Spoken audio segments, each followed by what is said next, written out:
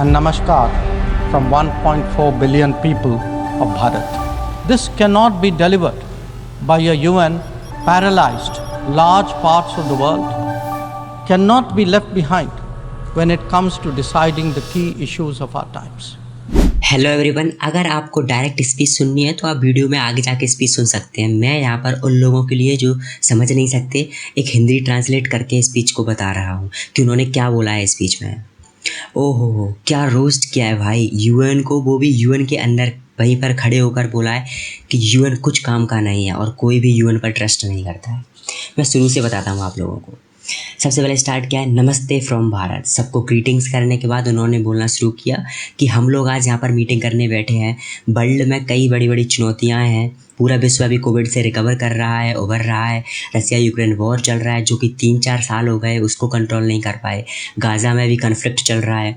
Developmental जो plan थे, sustainable development goals थे, उनके तरफ कोई ध्यान नहीं है, कहीं पर वो ढंग से चल नहीं रहे हैं। Climate change, food security, unfair trade practices, ये सब बोला है। जितने भी चैलेंजेस और जो समस्याएं हैं सारा खोलकर पूरे यूएन के सामने रख दिया कि ये सब वर्ल्ड को थ्रेटन कर रहे हैं।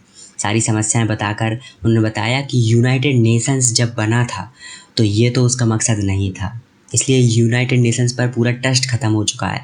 ना रसिया यूक्रेन वॉर में कुछ कर पाया, ना इसराइल वॉर में कुछ करा, और क्लाइमेट चेंज, फूड सिक्योरिटी सब में खतरा ही खतरा है। यूनाइटेड नेशंस की थीम थी लीविंग नो वन बिहाइंड। अब इसमें डेवलपिंग कंट्रीज़ हैं, उनको वो तो पैसे ही बिहाइंड है, तो थीम का मतलब ही क्या है। यूनाइटेड नेशंस बना था पीस एंड प्रॉस्पेरिटी के लिए। उन्होंने बताया कि दोनों ही डेंजर में हैं इस टाइम पे, और जो यूनाइटेड नेशंस का गोल है पीस एंड प्रॉस्पेरिटी, इसको हम डिलीवर नहीं कर पाएंगे पैरालाइज्ड यूएन के साथ। यूएन खुद ही अपने आप में एक मतलब पैरालाइज्ड ऑर्गन है जो खुद ही सक्षम नहीं है, एक भी वॉर नहीं रुकवा पाया यूएन, और टेररिज्म, वायलेंस के खिलाफ कुछ भी स्ट्रॉन्ग स्टेप नहीं हुए हैं। फिर उन्होंने बताया कि इंडिया में जितनी भी स्कीम्स हैं, जो वेलफेयर काम है, वल्नरेबल वुमेन्स, फार्मर, सबके लिए भारत ने क्या क्या किया है, और बताया कि एक सिंगल क्लिक से भारत में फाइनेंशियल ट्रांजैक्शन, फाइनेंशियल इंक्लूजन कितनी तेज़ी से बढ़ रहा है। पूरी स्कीम्स बताने के बाद उन्होंने बताया कि हमने देश में इतना डेवलपमेंट किया है, इतना हम ग्रोथ पर चल रहे हैं, तो वर्ल्ड के लिए हम क्या क्या कर सकते हैं। कोविड से सबसे पहले रिकवर हुए, सबको वैक्सीन, मेडिसिन, सबको जो पुअर कंट्रीज़ हैं उनको हेल्प की। इंडिया का पूरा एक्सपीरियंस सबके सामने रखा और दिखाने की कोशिश की कि भारत कैसे डेवलपमेंट कर रहा है, आगे बढ़ रहा है, और एक लीडरशिप की स्पिरिट दिखाने की कोशिश की, और बताया कि हम एक अच्छे लीडर बन सकते हैं जिस पर पूरा विश्व आंख बंद करके भरोसा कर सकता है। फिर उन्होंने टेररिज्म, मनी लॉन्ड्रिंग, पाकिस्तान को भी साथ में लिया। ये सब डिस्कस करने के बाद बोला है कि यूएन जब स्टार्टिंग में बना था तो 50-55 मेंबर्स से स्टार्ट हुआ था, अब हम 190 प्लस मेंबर्स हो चुके हैं। तो वर्ल्ड चेंज हो रहा है, रैपिडली चेंजेस आ रहे हैं, तो यूएन में भी चेंजेस की ज़रूरत है। कोई भी बड़े डिसीजंस से में आप आधे वर्ल्ड के पार्ट को ऐसे इग्नोर नहीं कर सकते। यहाँ पर वर्ल्ड के पार्ट का मतलब है अफ्रीका और इंडिया, टोटली इग्नोर कर देते हैं, जिसमें कितनी पॉपुलेशन है। इनका कोई भी डिसीजन नहीं लिया जाता। इनडायरेक्टली उन्होंने बोला है सबके सामने कि यूएन में रिफॉर्म्स लाओ, यूएन में जो परमानेंट, इंडिया को परमानेंट मेंबर बनाया जाए। इंडिया आज भारत लीडर्स की पोजीशन में है, डेवलपिंग की पोजीशन में नहीं है। बहुत ही स्ट्रांगली इंडिया की पोजीशन को सबके सामने रखा है और बहुत ही शानदार स्पीच है। आप जरा एक बार स्पीच को सुनिए। I now give the floor to His Excellency Sabrahanyam Jaishankar, Minister of External Affairs of India.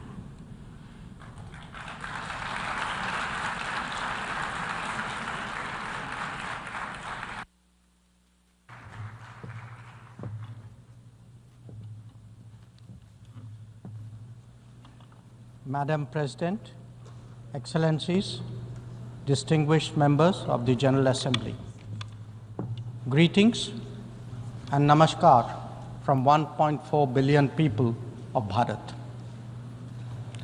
I congratulate the President of the General Assembly, His Excellency Mr. Philemon Yang, and strongly support the 79th UN General Assembly's theme of leaving no one behind. Madam President, we are gathered here at a difficult time. The world is yet to recover from the ravages of the COVID pandemic. A war in Ukraine is well into its third year, the conflict in Gaza is acquiring wider ramifications.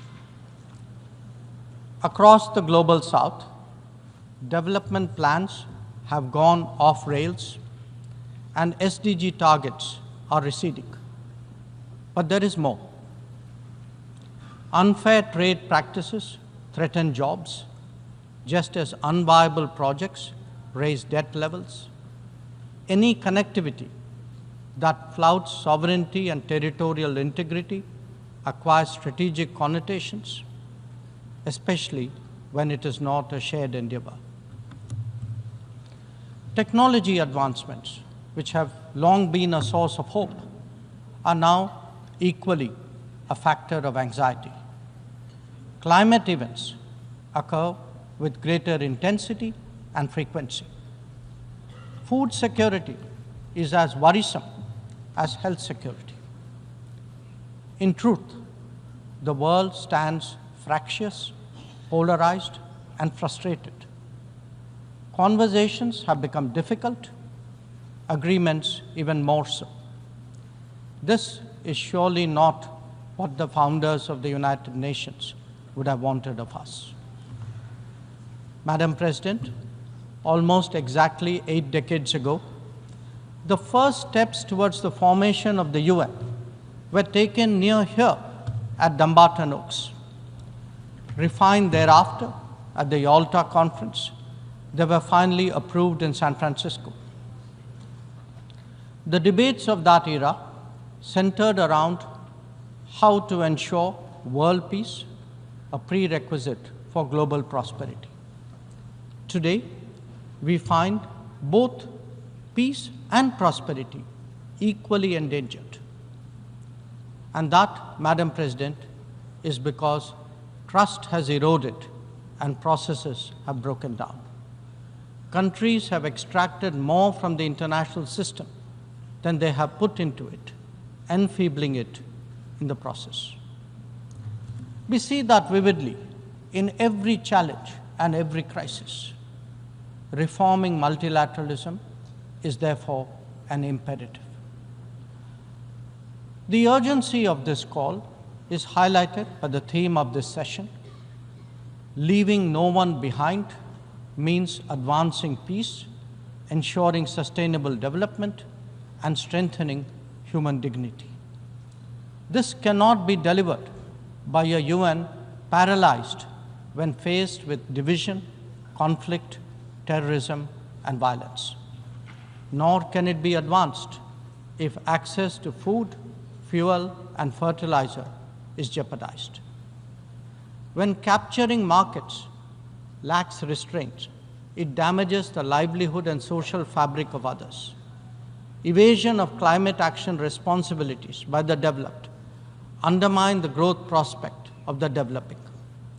Indeed, when resource crunch limits the very pursuit of SDG targets, it is not just economies, but human dignity itself that is imperiled.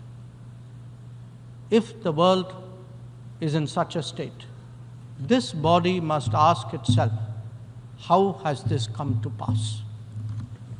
The problems arise from a combination of structural shortcomings, political calculations, naked self-interest, and yes, disregard for those left behind. It is natural to feel overwhelmed by what we confront now. After all, there are so many dimensions, different moving parts, issues of the day, and the changing landscape.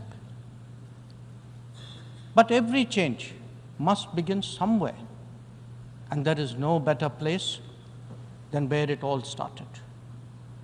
We, the members of the United Nations, must now seriously and purposefully address ourselves to that task. Not because it is a competition for influence or a squabble for positions, but because if we carry on like this, the state of the world is only going to get worse. And that could mean that more of us are going to be left behind.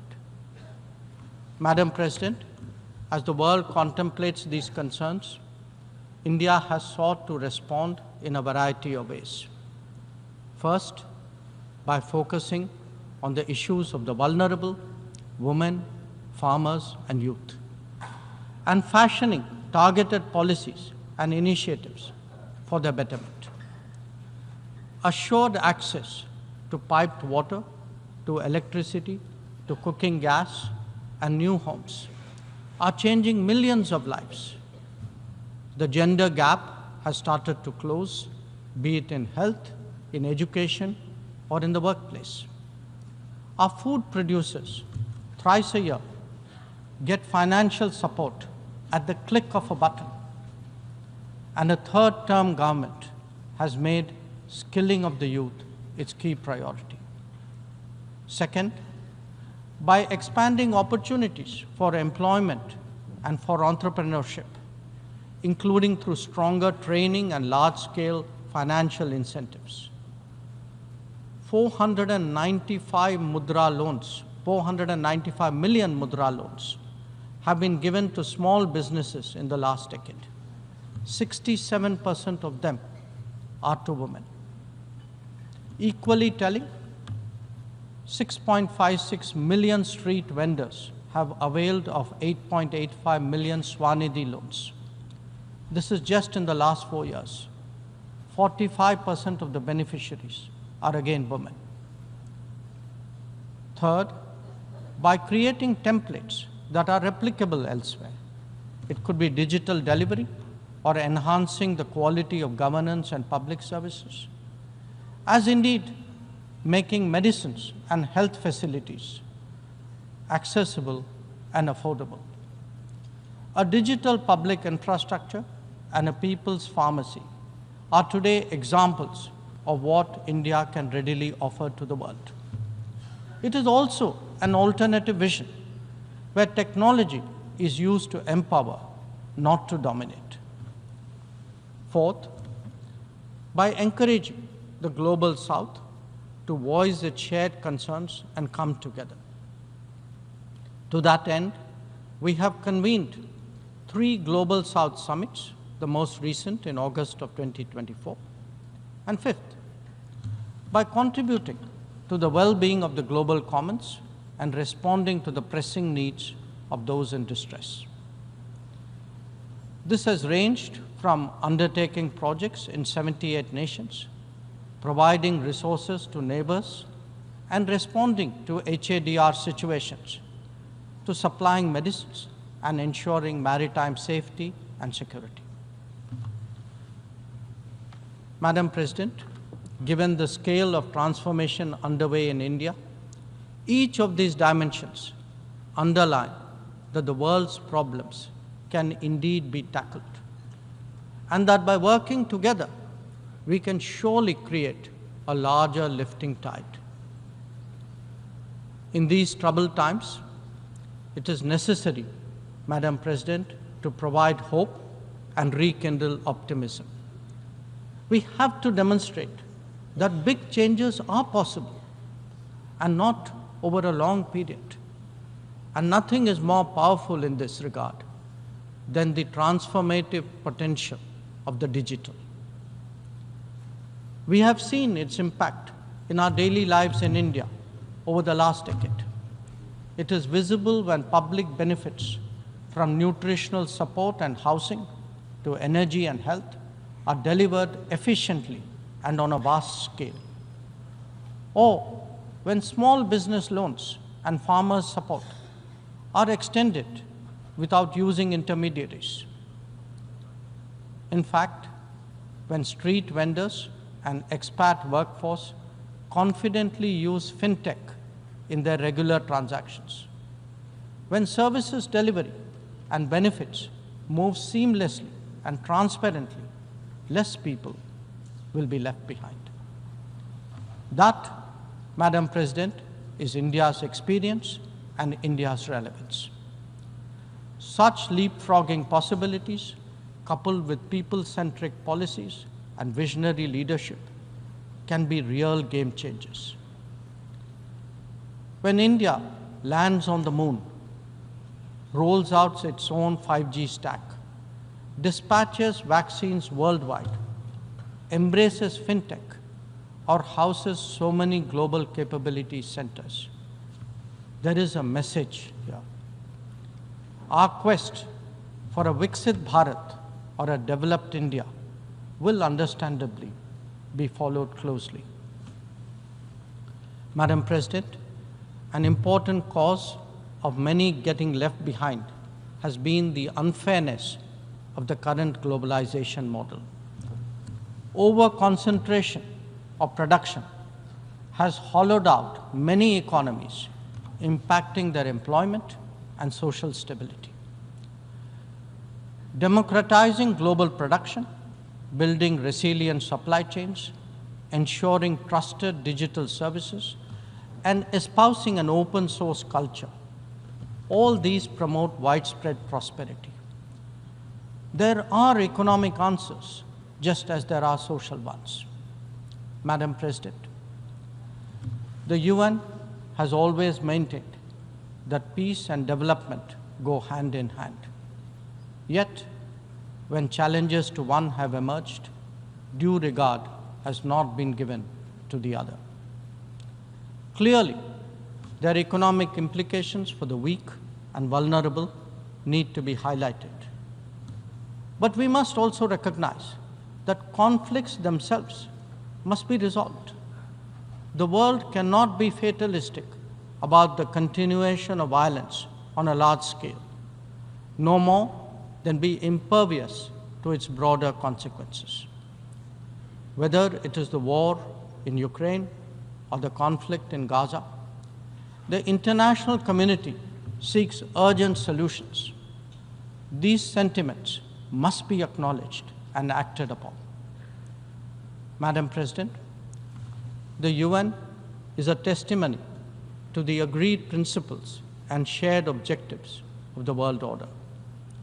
Respect for international law and commitments are among the foremost in that regard.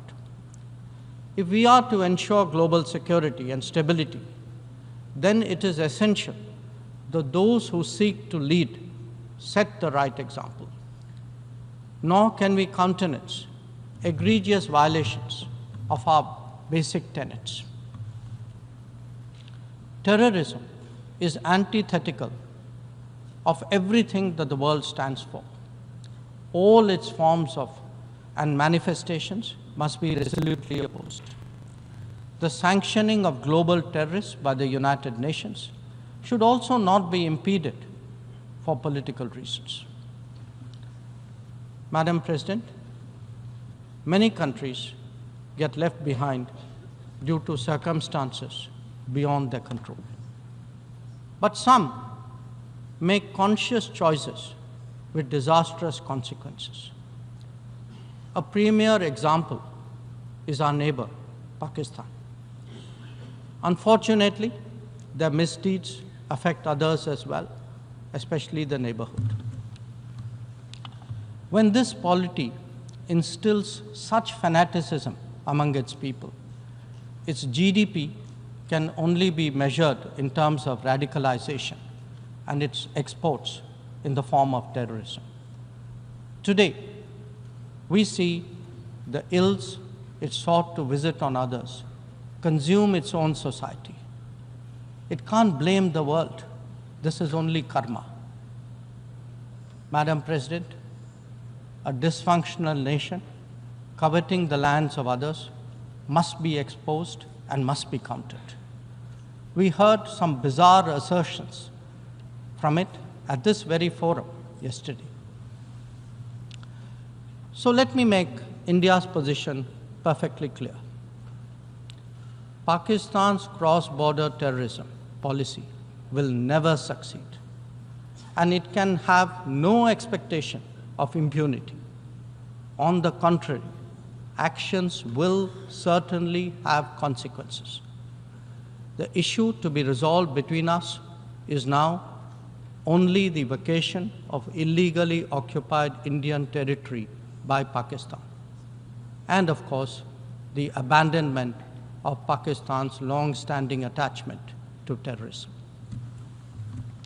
Madam President, the global order is inherently pluralistic and diverse. The UN began with 51 members. We are now 193. The world has changed profoundly, and so have its concerns and its opportunities. But to address both, and indeed to strengthen the order itself, it is essential that the UN be the central platform for finding common ground. And that it certainly cannot be by remaining anachronistic. Large parts of the world cannot be left behind when it comes to deciding the key issues of our times. An effective and efficient UN, a more representative UN, and a UN fit for purpose in the contemporary era is essential. Let us therefore send out a clear message from this UNGA session. We are determined not to be left behind. By coming together, sharing experiences, pooling resources, and strengthening our resolve, we can change the world for the better. I thank you, Madam President.